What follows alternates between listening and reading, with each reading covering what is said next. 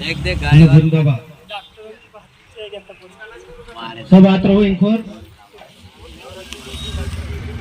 ओथा नथा भावर वीडियो ते ओथा नथा ही जाए तरह तरह कि सब आत रहो में भैया खुदा से नहीं रुकाए खुदा खुदान ज्यादा चाहिए ही थी गोली मूली लेना है तो भी ले ले जो ताकि कहना बुखार आई जाते लच्छे कि गोली ले ले जो मैं भी काई नहीं करे गुत है रो कहती मैं क्या गुत है लेकिन दो चार मिनट क्या इंगा वापस लाके 3 मिनट करने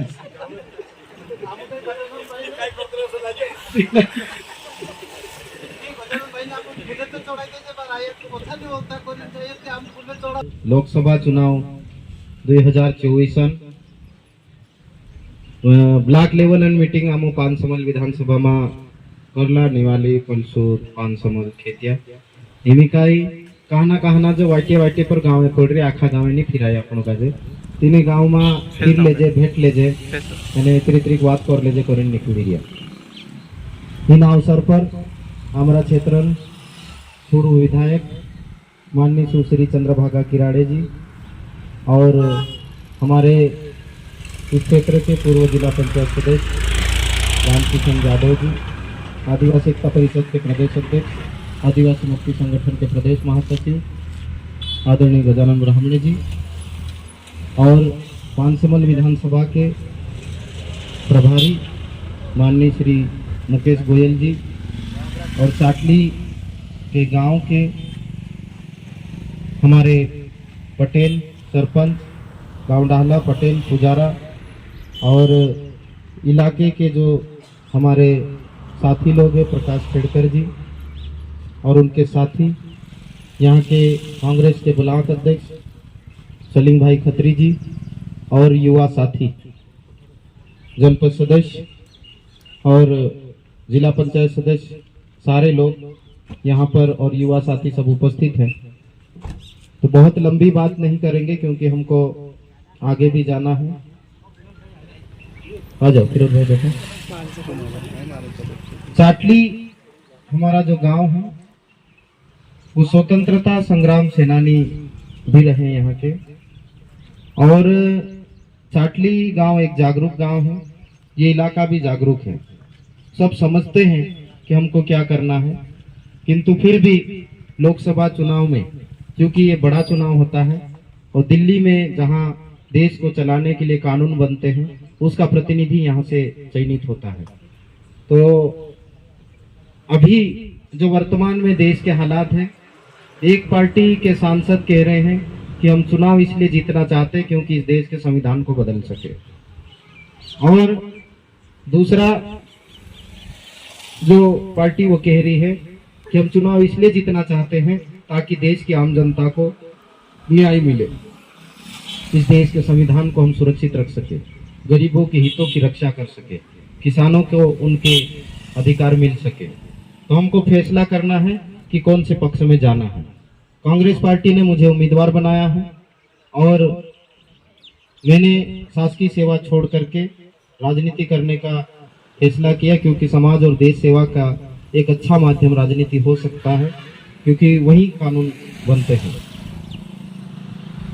तो कांग्रेस पार्टी आज़ादी की लड़ाई लड़ी, देश को बनाया और अभी भी इस देश को बचाने के लिए, संविधान को बचाने के लिए, लोकतंत्र को बचाने के लिए और जो देश के गरीब लोग हैं, सभी वर्ग के लोग हैं, उनके हितों की रक्षा करने के लिए चुनाव में आगे बढ़ रहे हैं।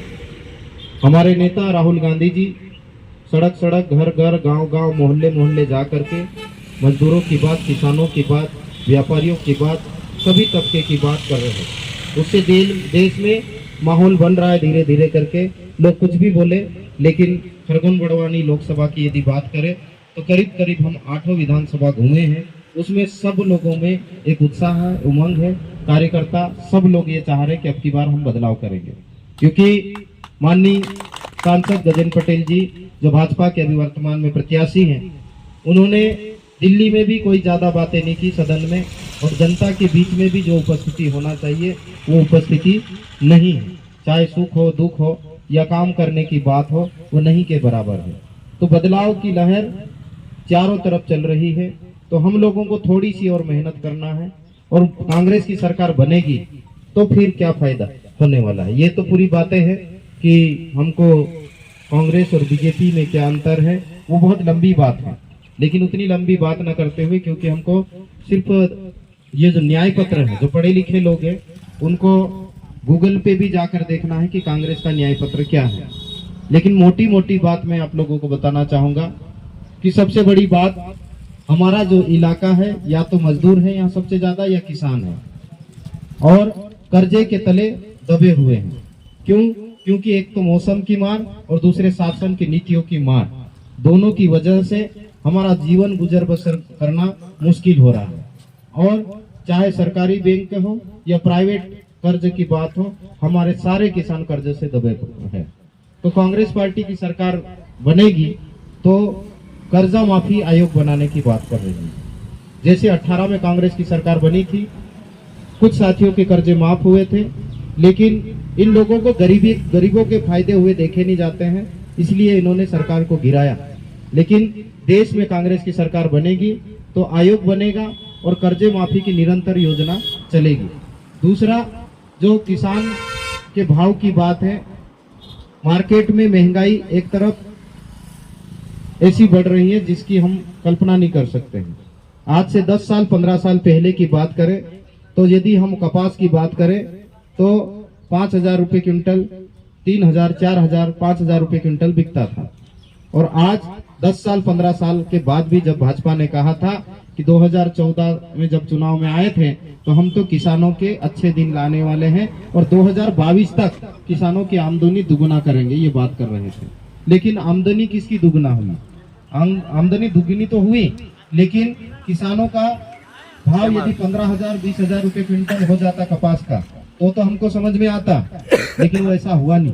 खाद जो हम बाजार से खरीदते हैं, खेतों में डालते हैं, और वो भाव जो पहले 250, 300, 350 रुपये थैली हुआ करता था, बोरी हुआ करता था, वो आज की तारीख में 1200 से 1700 रुपये की थैली हो गई। और उसमें भी 50 किलो की थैली हुआ करती थी, वो अभी 45 किलो की हो रही है, और आने वाले समय में 40 किलो की हो जाएगी। और उसमें भी महाशय की फोटो बड़ी सी लगाते हैं, वो दुकान वाले भी। तो जो बाजार की चीजें हैं उसके भाव लगातार, जो फसल है उसके भाव उस गति से नहीं बढ़ रहे हैं। तो कांग्रेस की सरकार आएगी तो न्यूनतम समर्थन मूल्य, मतलब कम से कम इतना भाव तो मिलना ही चाहिए। भाजपा ने मध्य प्रदेश के विधानसभा चुनाव में वादा किया कि हम किसानों के भाव 2700 रुपये क्विंटल से कम नहीं खरीदेंगे, लेकिन समर्थन मूल्य 2275 रुपये, 2300 2400 रुपये से ज्यादा का भाव हमको नहीं मिल रहा। उसमें भी हम कई विधानसभा में घूम रहे थे, तो वो जब किसान गेहूं बेचने जा रहा है तो उसमें छलनी लग रही है, मतलब 25% 10% का नुकसान तो उसी में हो रहा है, भाव में तो हो ही रहा, तो वो नहीं खरीद रहे। लेकिन कांग्रेस की सरकार आएगी तो जो स्वामीनाथन आयोग की रिपोर्ट है उसके आधार पर समर्थन मूल्य तय करने की बात कर रही है। उसमें यदि लागत 100 रुपये लगे तो देवड़ा भाव मतलब 150 रुपये उसकी कीमत तय करेंगे। दूसरी जो बात है, इन लोगों ने झूठ बोला, माता बहनों को गुमराह किया और बोला कि 1250 रुपये खाते में हम आपके डालेंगे। कई माता बहनें कागजों के चक्कर में धूप में बारिश में लाइन में लगे रहे, लेकिन आप जानते हैं कि कितने माता बहना को खाते में 1250 रुपये आ रहे हैं। और सरकार बनते ही 3000 रुपये खाते में डालने की बात की थी, तो जिसको आगे करके इन्होंने वायदे किए थे माननीय शिवराज जी सिंह मामा को कि माता बहनें और भांजों और दामादों को खुश करेंगे करके, तो उन्होंने उनको आगे करके सरकार तो बना ली, लेकिन उनको ही गायब कर दिया। पता नहीं अभी तो काका की कौन आ गए हैं, डॉक्टर मोहन यादव जी आ गए। वो तो उनकी भाषा भी ऐसी होती है कि आप सुनो तो आपको भी लगेगा कि हम मुखिया बनाए हैं कि क्या किए हैं। तो 3000 रुपये देने की बात थी, वो तो दूर की बात हो गई, और मई और जून हो जाने दीजिए, ये जो पैसे देने वाली बात है वो पूरी तरह से गायब हो जाएगी। लेकिन कांग्रेस पार्टी की सरकार आएगी और हम जो बोले हैं हमारी पार्टी ने वो किया, छत्तीसगढ़ की बात हो या राजस्थान की बात हो, तो कांग्रेस की सरकार आएगी तो गरीब बहनों के खाते में, माताओं के खाते में प्रतिवर्ष 1 साल में 1 लाख रुपए खाते में डालने की बात कर रहे हैं और वो हर महीने का लगभग 8,500 रुपए होंगे। जो पढ़े लिखे नौजवान साथी हैं, जो 15-15 साल 20-20 साल से डिग्री डिप्लोमा करके घूम रहे हैं, बेरोजगार हैं, उनके लिए कांग्रेस पार्टी, इन्होंने तो बोला था कि हर साल 2 करोड़ नौकरियां निकालेंगे।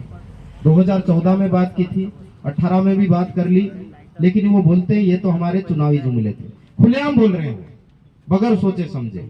लेकिन कांग्रेस की सरकार आएगी तो 30 लाख नौकरियां, वो भी परमानेंट निकालने की बात कांग्रेस। कई सारी योजना है। दूसरा जो रोजगार गारंटी योजना है, महंगाई आप देख रहे हैं कि आज से 10 साल 15 साल पहले हम ज्यादा बड़ी बात नहीं करते हैं, गुड़ का भाव, तेल का भाव, शक्कर का भाव, मिर्च का भाव, दाल का भाव क्या था।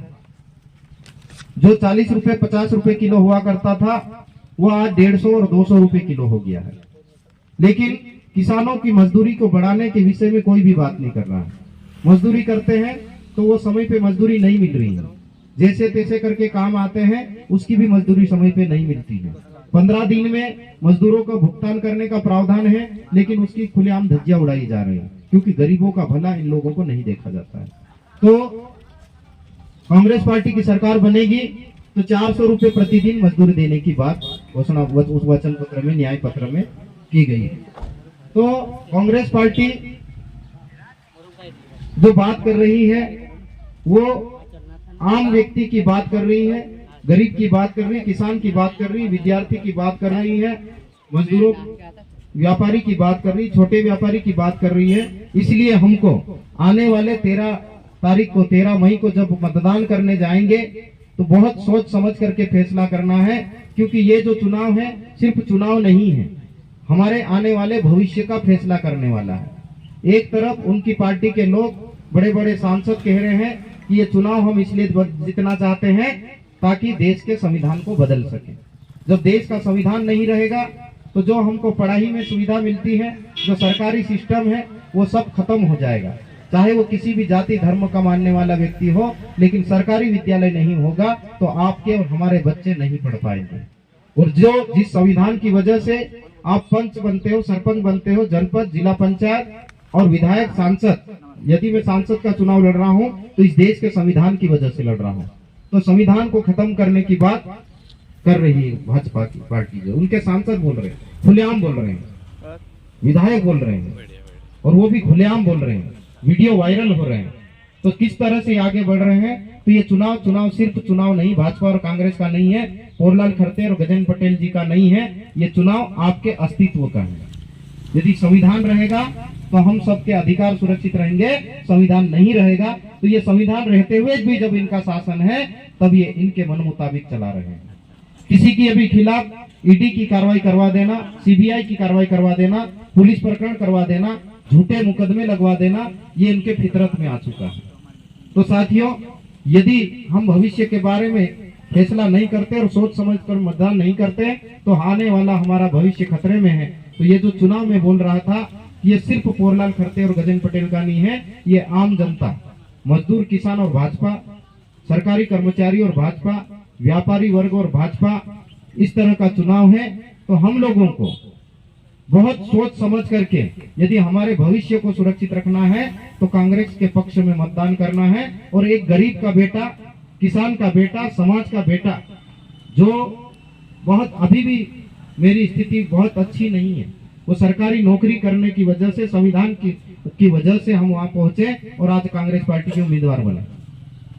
तो एक गरीब के बेटा जो मजदूर रहा, किसान रहा, सरकारी नौकरी में रहे, व्यापारी, सभी वर्ग के दुख दर्द को, समस्या को समझते हैं, उसको ध्यान में रखते हुए यदि मतदान करेंगे तो हम आपसे वादा करते हैं कि दिल्ली में जो आपकी बातें हैं, चाहे शिक्षा को लेकर हो, स्वास्थ्य को लेकर हो, रोजगार को लेकर हो, आपके आने वाले अस्तित्व को लेकर हो, पूरी दमदारी से हम दिल्ली में आपकी बात को रखेंगे।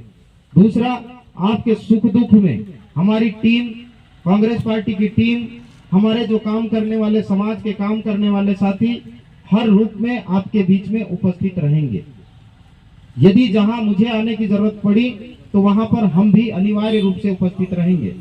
तो आप लोगों को 13 तारीख को हमको मत के रूप में आशीर्वाद देना है। और 4, ये चुनाव आम कार्यकर्ता लड़ रहा है, देश की आम जनता लड़ रही है, और सांसद पोरलाल खरतेनी हमारे आम कार्यकर्ता बनेंगे, क्योंकि उनकी आवाज को हम दिल्ली में रखेंगे। तो कार्यकर्ता हमारा सांसद बनेगा।